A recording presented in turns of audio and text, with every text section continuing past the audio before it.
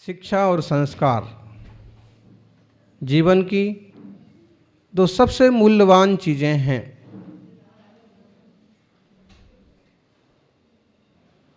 शिक्षा और संस्कार जीवन के दो सबसे बड़े रत्न हैं। शिक्षा कभी झुकने नहीं देती और संस्कार कभी गिरने नहीं देते। अगर आप शिक्षित हैं तो आपको जगह जगह झुकने की ज़रूरत नहीं पड़ती है। आपके काम आप खुद बनाते चले जाते हैं, आपके रास्ते आप खुद बनाते चले जाते हैं। दुनिया के सामने आपको नीचा नहीं होना पड़ता है, लोगों के सामने आपको छोटा नहीं बनना पड़ता है, क्योंकि आप खुद जानते हैं, खुद शिक्षित हैं। और यदि आप संस्कारित हैं तो आप कितने भी शिक्षित और कितने भी ऊंचे हों, संस्कारित हैं तो आप अपने उसूलों से, अपने सिद्धांतों से कभी गिरेंगे नहीं। और जिसके जीवन में दो रत्न हैं वह व्यक्ति बहुत भाग्यवान है, क्योंकि दुनिया में ढेरों लोग ऐसे हैं कि जिनके पास शिक्षा है, डिग्रियां हैं, लेकिन संस्कार नहीं है। शिक्षा है, डिग्री है, जॉब है, पद है और एक बहुत बड़े ऑफिसर वो बन गए हैं, लेकिन संस्कार के अभाव में वो अपने माँ बाप को भी किसी तौल में नहीं तौलते हैं। संस्कारों के अभाव में दीन दुखी गरीबों की भावनाओं को बिल्कुल नहीं समझ पाते हैं। जनजीवन को अत्यंत तुच्छ समझते हैं। क्यों? क्योंकि उन्हें शिक्षा तो पाई है, लेकिन नैतिकता, संवेदनशीलता और संस्कार। मोदी के साथ या मोदी ने उसके साथ एक कार्यक्रम किया, उसने मोदी को भाला पकड़ा दिया कि अब हमें जंगल में कूदना है और यहाँ शेर भी हो सकते हैं, तेंदुए भी हो सकते हैं, खतरनाक सांप भी हो सकते हैं, भाला पकड़िए। और कोई जानवर, कोई इस टाइप का प्राणी सामने आ जाए तो उसको खत्म कर देना। तो बड़ा समझदारी का जवाब दिया। हमारे संस्कार हमें इस बात की इजाज़त नहीं देते हैं।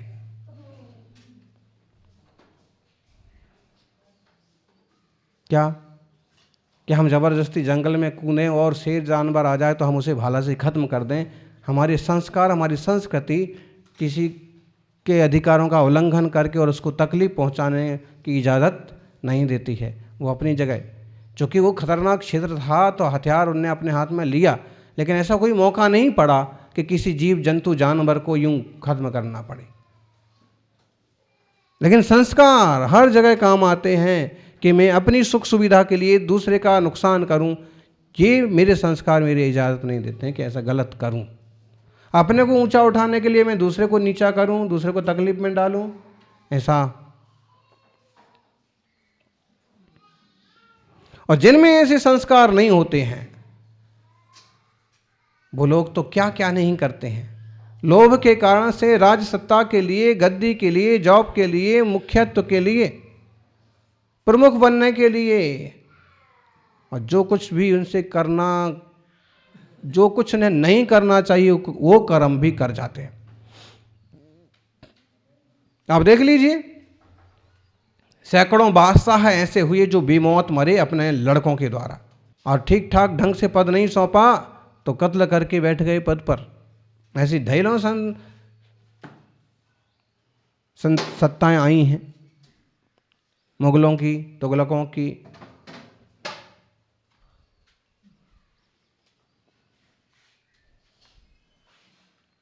मुसलमानों में खास रूप से इस तरह की भयंकर घटनाएं घटी। मुस्लिम इतिहास उठा करके देखेंगे तो अधिकतर ऐसे ही मिलेंगे कि बाप का कत्ल करके फिर गद्दी पर बैठे। दिल्ली की सत्ता के पीछे भी यही सारे ढेरों किस्से हैं। क्यों? सारी परिपाटी ही वैसी है।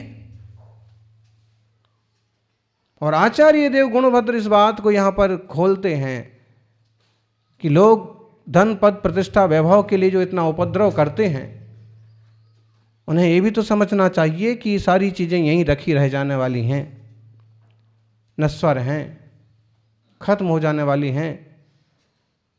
बड़ा अच्छा श्लोक लिखा, पिता पुत्रम पुत्रः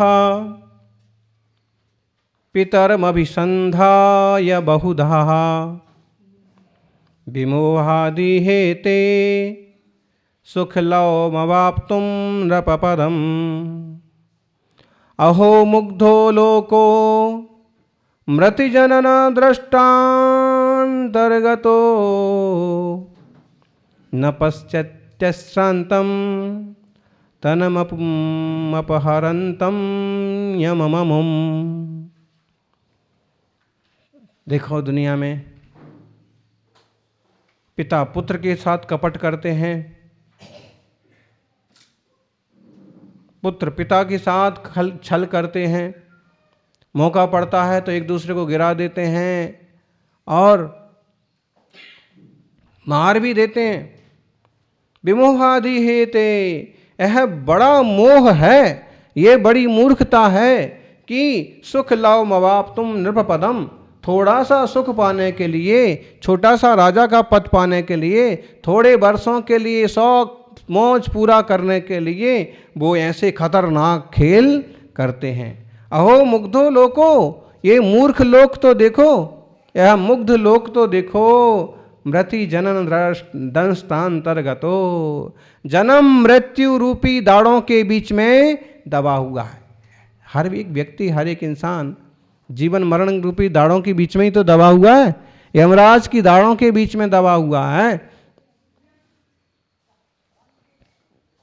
न पश्यति अश्रांतम तनुम अपहरंतम यमममुम, जो यमराज निरंतर लोगों को मार रहा है, खत्म कर रहा है। एक उदाहरण दिया, यमराज मार रहा है। यमराज के मारने की मान्यता वैदिक संस्कृति में है।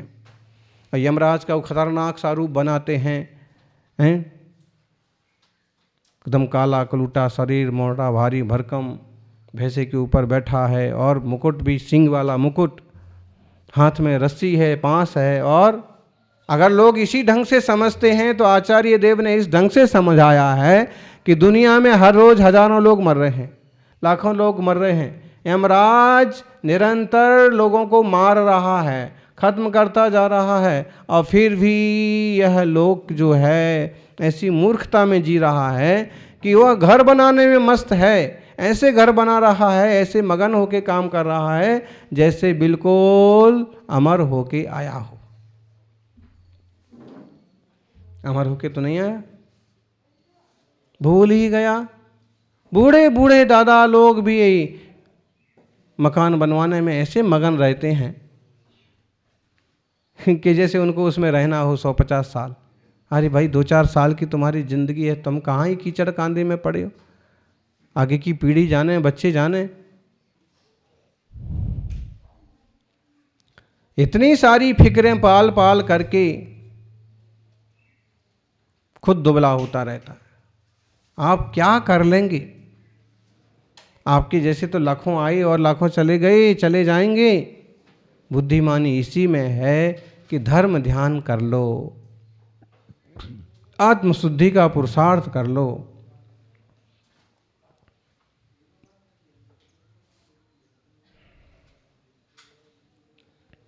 वो कथा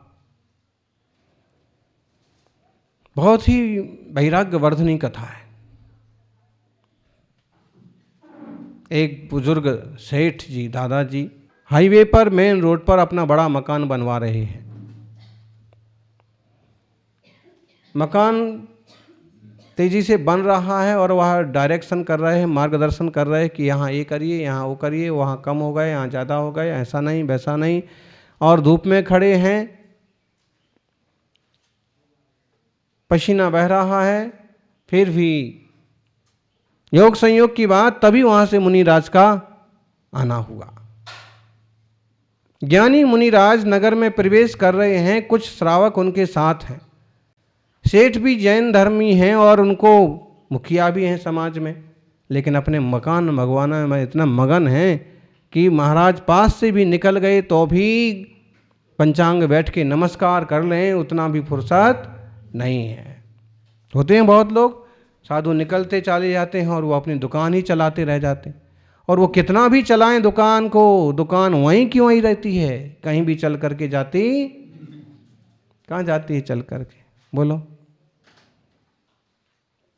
आज एक श्रावक घर जा रहे थे, बोले हम घर जा रहे हैं, अकेले ही हम ही घर जा रहे हैं, बाकी सब लोग यहीं रहेंगे, चौका चलता रहेगा। चलता ही रहेगा तो कहाँ तक पहुंच जाएगा।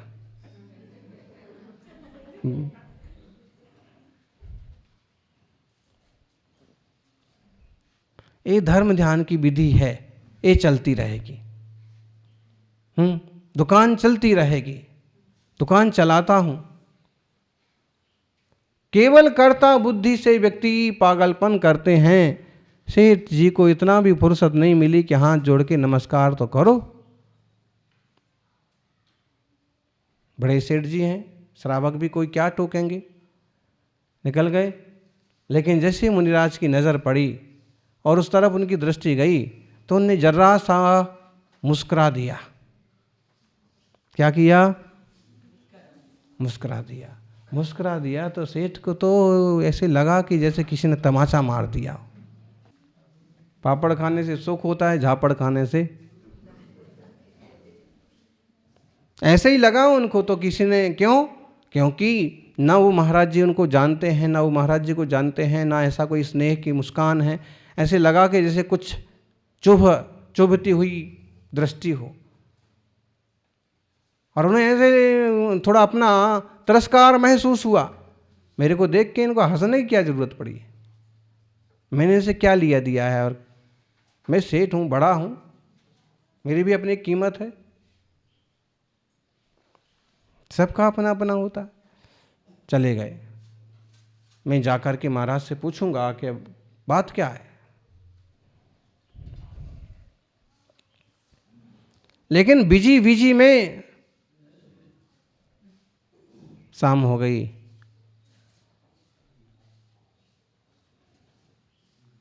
योग संयोग की बात पहुंच ही नहीं पाए।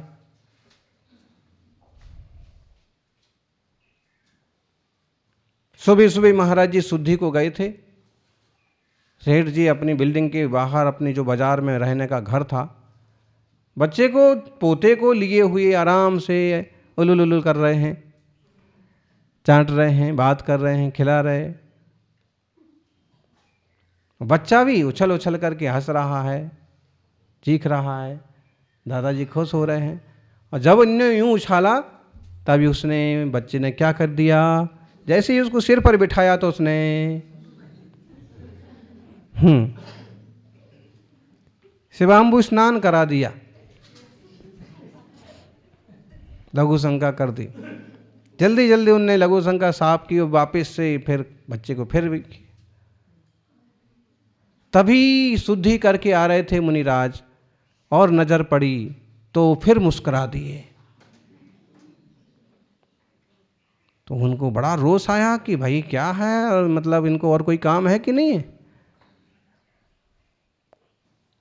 अब मैं अभी जाके मंदिर और पूछता हूँ कि मतलब क्या है, आप कल भी हंस रहे थे हमको देख के, आज भी हंस रहे थे। लेकिन बिजी तो बिजी होती हैं, और कुछ लोग बिजी होते हैं और कुछ लोग लेजी होते हैं। काम नहीं है फिर भी आलसी।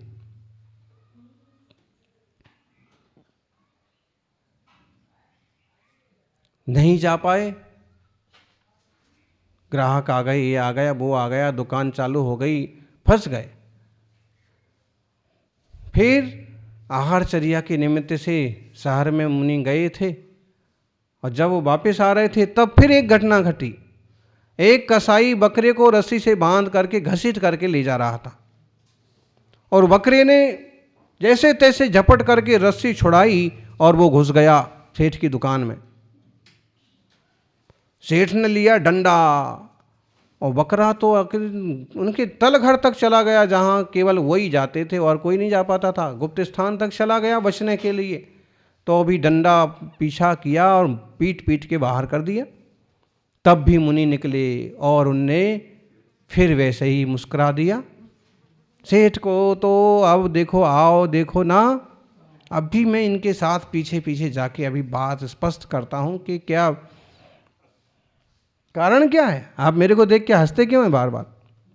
गया मुनिराज ऐसे ही कुछ कहने लगा, कारण क्या है, हंसते क्यों हैं। मुनिराज परम ज्ञानी शांत स्वभावी, उन्होंने कहा कि सेठ जी, जिस घर को बनाने में आप इतने मगन हैं, इतने मस्त हैं, उसमें आप रह नहीं पाएंगे। जब तक ये बनेगा पूरा तब तक आपकी आयु पूरी हो जाएगी। यही देख कर के मुस्कुराना आ गया कि जिसमें रहना नहीं है, जो उपयोग में नहीं आना, उसके पीछे इतना दिमाग इतना समय खर्च कर रहे। धर्म ध्यान में समय लगाएं। सेठ ने कहा वो छोड़ो छोड़ो, दूसरी बार क्यों हंसे। मुनिराज ने कहा जिस पोते को तुम अपना पोता समझते हो तुम्हारा दुश्मन है। तुम्हें याद होगा एक व्यक्ति से लेन देन था और आपकी बहुत बिगाड़ हो गया था और लेन देन में काफ़ी लोचा हुआ था। दुश्मनी बांधी उसने कि मैं इसी घर में पैदा होकर के सारी संपत्ति का मालिक। महाराज ने नाम धाम सब बता दिया उस आदमी का। सेठ को तो देखो तो बिल्कुल सब कथा याद आ गई कि सच्ची बात है। अब थोड़ी श्रद्धा पैदा हुई कि ज्ञानी महाराज हैं, मुझे अकड़ने की ज़रूरत, बस तो सही है, फिर भी अब पोता के रूप में है तो खिलाना तो पड़ेगा। फिर गुरुदेव फिर क्यों हंसे, तो बोले कि वो बकरे का जो जीव है वो तुम्हारे पिता का जीव है। 5 साल पहले उनका मरण हुआ लंबी आयु के बाद, और वो बकरे की पर्याय में जन्मा, अमुक के यहाँ पैदा हुआ। जीवन में धर्म कर्म तो कम किया, छल कपट ज़्यादा किया। तुम्हारे जैसे वो भी इसी सब पछड़े में पड़े रहते थे, और कहीं 2 पैसा दिया तो दिखावा ज़्यादा किया। वो सब छल कपट के चक्कर में वो बकरी की पर्याय में, और उन्हें मालूम था कि तल घर कहाँ है, मेरे प्राण कहाँ बच सकते हैं, इसलिए भागे भागे घुसे, तुमने डंडे मार के निकाल दिया। वो पिता का जीव, हाँ, भागे भागे गए कसाई के पास कि वो पिता का जीव है, बचाओ। लेकिन जब तक बचाने गए तब तक उसने टुकड़े कर दिए। तब सेठ को थोड़ी समझ आई और गुरु चरणों में आके कहा, भगवान मेरा जिसमें कल्याण हो वो मार्गदर्शन कीजिए। और फिर मुनिराज के उपदेशों से उन्होंने धर्म ध्यान स्वीकार किया। सारे कर्म लोग संसार के लिए करते रहते हैं, लेकिन संसार का एक छोटा सा पुर्जा भी साथ में जाने वाला नहीं है। इसलिए धर्म ध्यान की दृष्टि बनाएं तो मंगल होगा।